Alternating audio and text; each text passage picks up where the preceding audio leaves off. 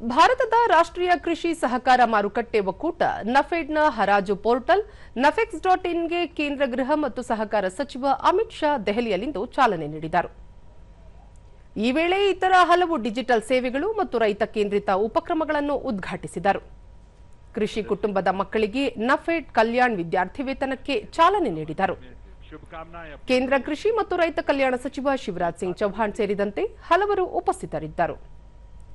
ಕಾರ್ಯಕ್ರಮ ಉದ್ದೇಶಿಸಿ ಸಚಿವ ಅಮಿತ್ ಶಾ, ಇಂದು ಡಾ ಶ್ಯಾಮಪ್ರಸಾದ್ ಮುಖರ್ಜಿ ಅವರ ಬಲಿದಾನ ದಿನವನ್ನು ಆಚರಿಸಲಾಗುತ್ತಿದ್ದು ಪ್ರೇರಣಾದಾಯಕ ದಿನವಾಗಿದೆ.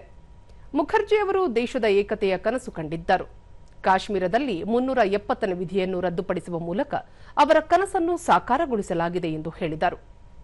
ರೈತರು ಬೆಳೆದು ಕೃಷಿ ಉತ್ಪನ್ನಗಳನ್ನು ನಫೆಡ್ ನೇರವಾಗಿ ಖರೀದಿ ಮಾಡಲಿದ್ದು ಕೆಲವೇ ಗಂಟೆಗಳಲ್ಲಿ ರೈತರಿಗೆ ಸಂಪೂರ್ಣ ಹಣ ದೊರೆಯಲಿದೆ.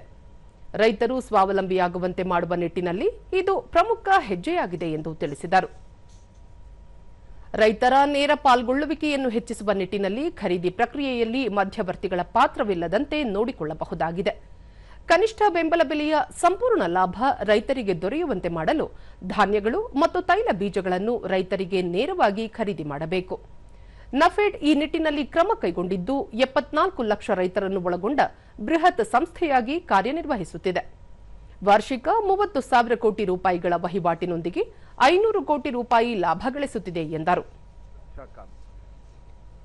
और इसके कारण नाफेड की प्रासंगिकता भी बढ़ी है और मुनाफा भी बढ़ा है. और बड़ा इनके आंकड़ों पर नजर रखे तो 21-22 जब सहकारिता मंत्रालय बना तब टर्नओवर 20,000 करोड़ था.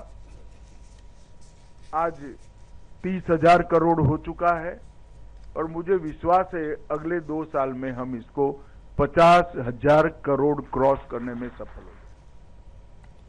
ಸಚಿವ ಶಿವರಾಜ್ ಸಿಂಗ್ ಚೌಹಾಣ್, ನಫೆಡ್ ಆರಂಭಿಸಿರುವ ಪೋರ್ಟಲ್ನಿಂದ ಹರಾಜು ಸಂಬಂಧಿ ಸಮಸ್ಯೆಗಳು ದೂರವಾಗಲಿವೆ.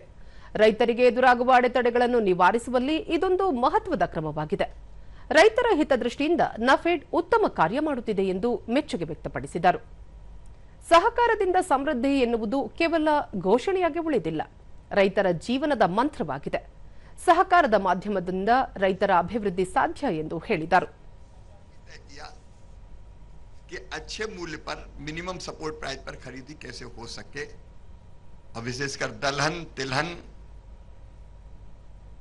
में तो ये तय किया है. दलहन में हमने 3 दालें तुअर मसूर उड़द जितनी किसान पैदा करेगा 100% खरीदेंगे.